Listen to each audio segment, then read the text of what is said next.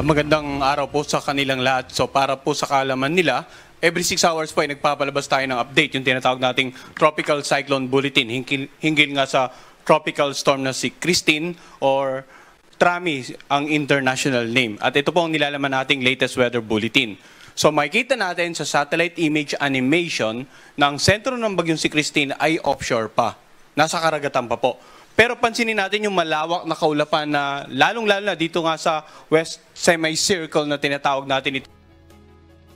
Nasa ilang bahagi ng ating bansa, particular na sa mga lalawigan, sa eastern section ng Luzon, ng Visayas at ilang bahagi ng northeastern part ng Mindanao.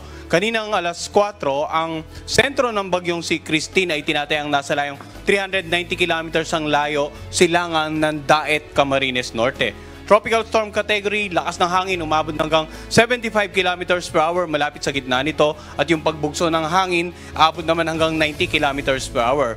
Sa ngayon, kumikilos sa direksyong west-northwestward naman sa bilis na 15 kilometers per hour. At bagamat malayo pa yung sentro nito, mayroon na po tayong nakataas na tropical cyclone wind signal sa ilang bahagi nga ng ating bansa. Sa ngayon, wind signal number 2 nakataas po dito sa mga areas na naka-highlight ng yellow sa lalawigan ng Catanduanes, sa eastern portion ng Camarines Norte at Camarines Sur, sa eastern portion ng Albay ng Sorsogon, sa northeastern portion ng Northern Samar at dito sa northern portion ng Eastern Samar.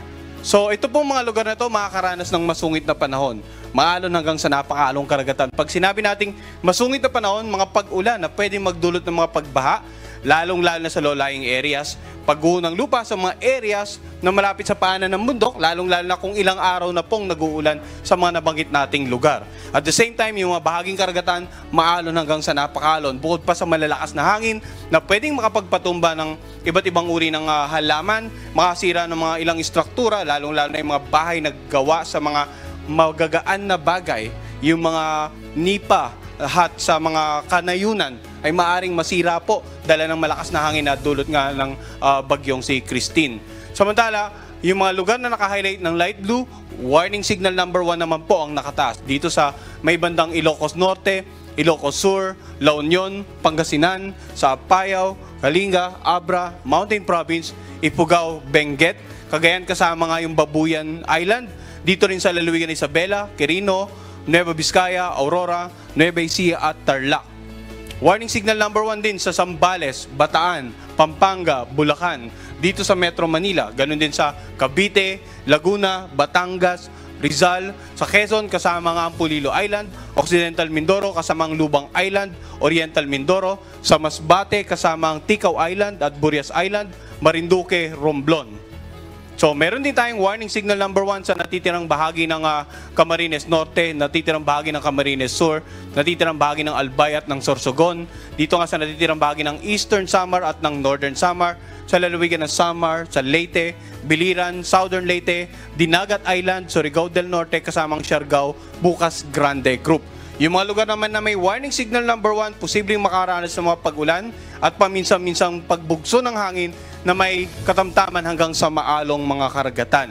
So maaaring madagdagan pa yung mga lugar na may warning signal number 2 habang papalapit po ang bagyong si Christine sa ating bansa. Kaya tayo po dito sa Pag-asa, every 6 hours ay magpapalabas ng latest update hinggil nga sa bagyong si Christine. So ano nga ba inaasahan natin? Yung mga paulan na dala ni Christine, inaasahan natin na pwedeng maranasan intense to torrential rains or more than 200 millimeters of rains ngayong araw sa lalawigan ng Catanduanes, sa Camarines Norte, Camarines Sur, Albay, Sorsogon at Northern Samar. Samantala, heavy to intense rains naman, Masbate, Samar, Eastern Samar, Isabela at Quezon. Habang moderate to heavy rains naman ngayong araw, natitirang bahagi ng Cagayan Valley, ganoon din sa Cordillera Administrative Region, sa Aurora, sa Nueva Ecija, sa Romblon, sa Marinduque at sa natitirang bahagi ng Visayas.